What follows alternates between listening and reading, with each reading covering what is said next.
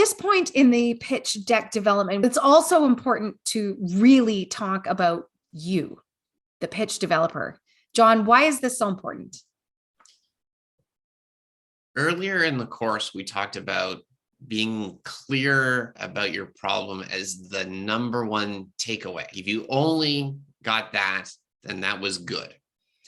Here is the second most important thing. So if you take these two things away, then you'll be ahead of 80% of the pitches.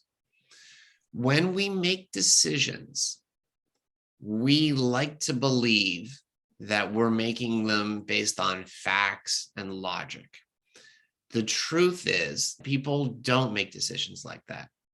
They make decisions on emotion and then justify them with logic. So to get at people, what you should do is tell them why this matters to you in plain language. So there's a lot of checklists that we can go through, and there's a lot of terminology that you can use. Don't worry about it at this stage. Just tell me, why do you care? In your plain language, I can understand what your emotional connection is. If I understand why you care, then it's going to start making sense for me. There's a number of ways you can think about it. It's, why do you care to invest your time in it? Why does this matter to you as a person? Is there something unfair in the world that you want to fix? Or maybe you've seen the video by Simon Sinek, and it's finding your why. Getting at this without any terminology and just giving me the sense of why you care is going to help me connect with you personally, and it's going to unlock so much of what you say. I think now's a great time to introduce how you and I decided to collaborate. I was going through a certification to become a sprint coach and learning the methodology. It was very intense. We were working with a global company, coming up with both core and edge opportunities with the goal pitching the executive team on these ideas, because we knew that by adopting these projects, the company would be more future-proof. There were opportunities that could be tapped that maybe they hadn't thought of yet. And my whole entire cohort of colleagues, we were overwhelmed. We were so focused on trying to get the language right and make sure we had all the right data on the slides, that we sounded professional and we knew what we were talking about, both for myself, but also as an observer watching my colleagues where I'd worked with them and yet really didn't quite understand what it was that they were trying to solve. Then we had the experience of John Stroud coming into our group, offering pitch coaching. I would love for you to explain what happened with one of my colleagues in that scenario, where we just put all of the structure and data and templates aside to get to the essence and the soul of what they were pitching. What was your experience, John?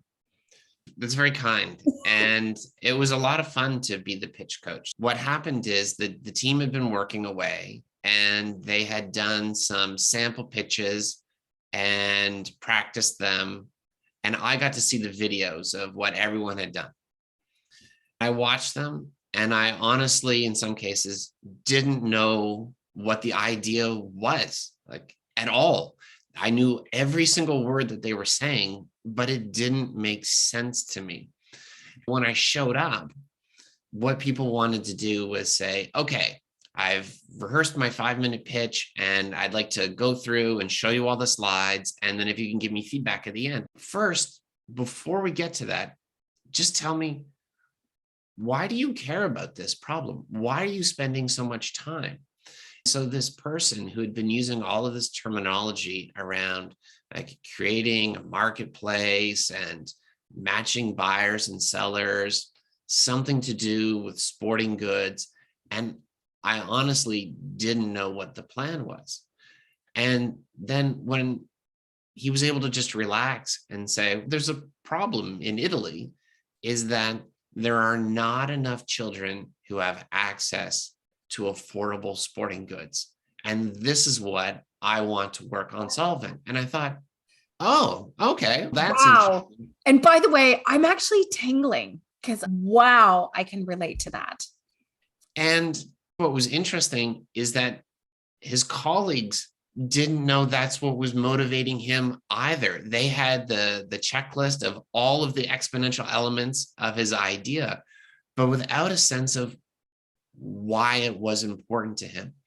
And you could visibly see in his relaxation when he understood that, wait, if I express it like this, that can work. Like people will find this persuasive. And I said, yes, now I do. And we went through a little exercise where I simply listened to him, understanding why it was important, said back to him what his idea was. And he said, yes, that's what I want to do. And to the other people in the group, they thought, oh, that's what you want to do. It gave a sense of direction and clarity. And from that foundation, we could really build out the rest of the presentation so it made more sense. Just taking those 5 or 10 minutes to focus on why it was important, why he emotionally connected, then we appreciated his story and we connected with his idea in a way that we hadn't up to that point. It went from unclear to clear and from abstract to emotionally compelling. And it was really fun to do.